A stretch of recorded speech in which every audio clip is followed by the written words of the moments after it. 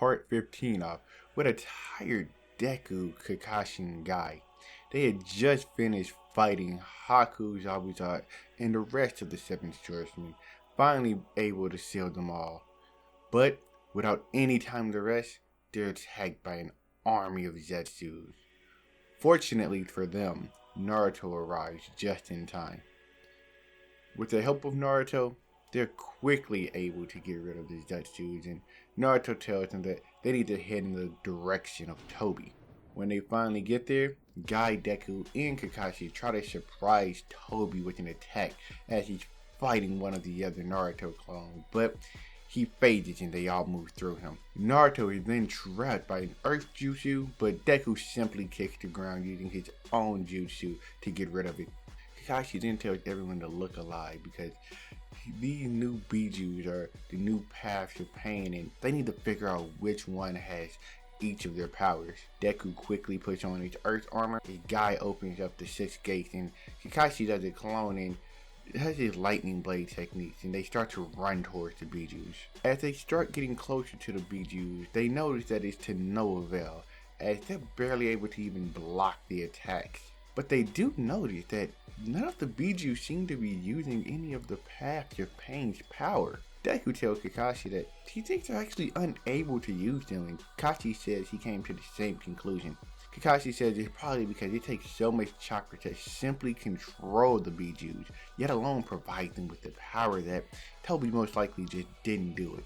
Toby tells him that they are very smart to pick up on that, but that it ultimately wouldn't matter. Deku, Guy, and Kakashi are then attacked on all sides by the biju, while Naruto struggles to not get ate by the biju named Son Goku.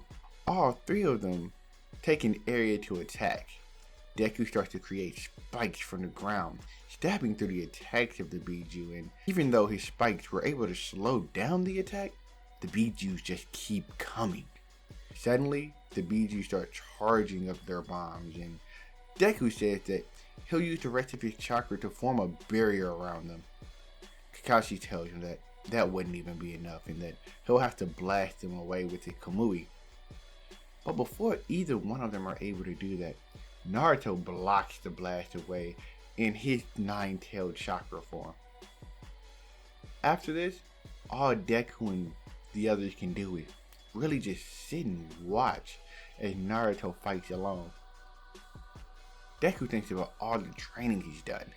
He starts to think about the fights he saw with Naruto and Gar, and he wonders if his training was ultimately pointless when having to be compared to these beasts. While Deku's thinking about this, the Edo Tensei that Obito uses suddenly comes undone. Deku and the others then start to attack the Jito statue. Guy notes that it swallows some object and it's been acting quite weird ever since. Kakashi then realizes that the statue is actually the body of the Ten Tails. Naruto attempts to attack it, but Toby stops it before it reaches the Ten Tails. Deku says it's pointless to attack the statue as long as Toby is around. The others agree and start to attack. Just like normal though, they're unable to even touch Toby.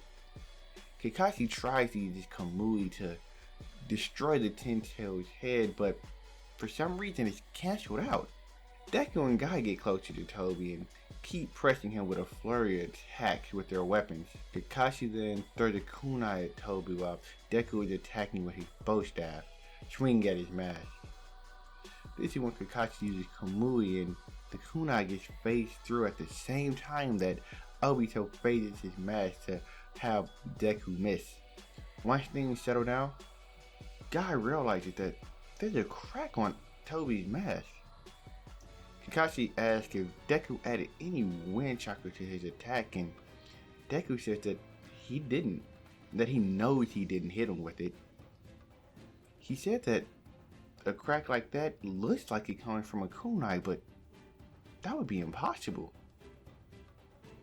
Kakashi suddenly gets an idea and says he has a plan, but he'll need their help to pull it out.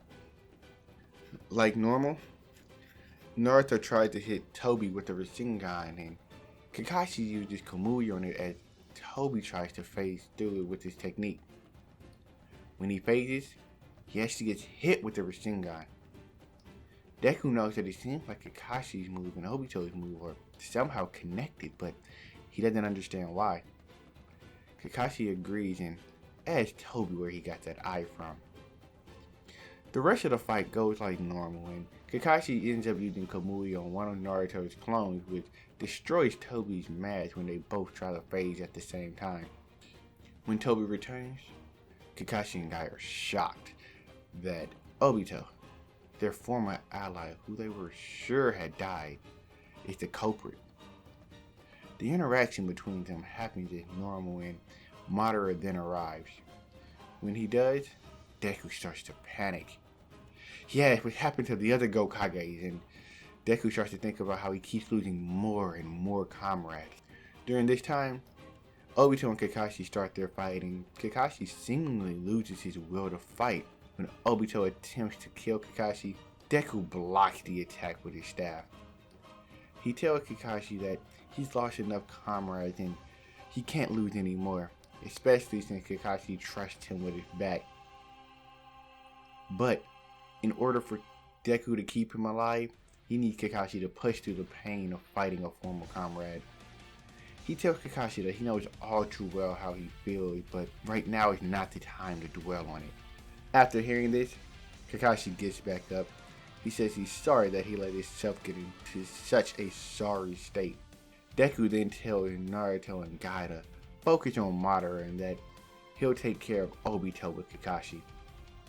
Deku then puts Earth Chakra all around him and his staff, and he actually destroys the giant throwing star that Obito is fighting with. As the fight goes on, Deku says that even though they have a better idea of Obito's phasing technique, it doesn't matter unless they find a way to stop it, and stop it soon, since Kakashi can't keep using Kamui. The Nine-Tails then tells Deku he has a plan. He then grabs Kakashi and throws him at Obito, who makes him phase away. Deku and Naruto ask the Nine-Tails what he's doing, but Deku says that they don't have time to think about it and that they'll have to trust the Nine-Tails and keep fighting Obito. Deku stays on the offensive, swinging his bow staff at Obito, quickly changing from his earth to wind to fire chakra, trying to just find any and every way to land any damage on him. But suddenly, as he swings towards Obito's body and his attack phases through, Obito starts to cough up blood, and then Kakashi phases back. Deku then realizes that the Nine-Tails must have gave Kakashi some of his chakra, enabling him to come back after being phased through, and that while he was on the other side, he was able to hit Obito anytime he phased. While Obito is coughing up blood, the Nine-Tails and the Eight-Tails try to take this time to shoot biju bombs at the statue, but it's too late, and the Ten-Tails is revived. The Ten-Tails then completely overwhelms Deku and his comrades. Even when they shoot a biju bomb directly into the Ten-Tails' eyes, it's of no effect. The Ten-Tails then starts to charge up a biju bomb of its own and shoot it at them, but it somehow misses. Suddenly, the Ninja Alliance is shown up to support them. Ino starts to heal Deku, and she tells him that he has to stop being so reckless. Deku says he's sorry and that he didn't have time to think about it. Sakura, who's also arrived, starts healing Kakashi and tells Ino that it's pointless to lecture him because he never listens. As this is going on, the Alliance tries to stop the Ten-Tails from moving, and then Naruto leads a group of them to attack Madara, but unfortunately, they couldn't even stop the movement of the Ten-Tails, and he blows them all back. Then starts shooting biju bombs into the distance, confusing the Alliance with what's going on, until all of a sudden, they realize he's aiming for the command center. Before the center is blown up, Shikamaru's father gives everyone his final plan to win this war, and then they die. When this happened, Deku looks up at Ino, who has tears flowing down her face.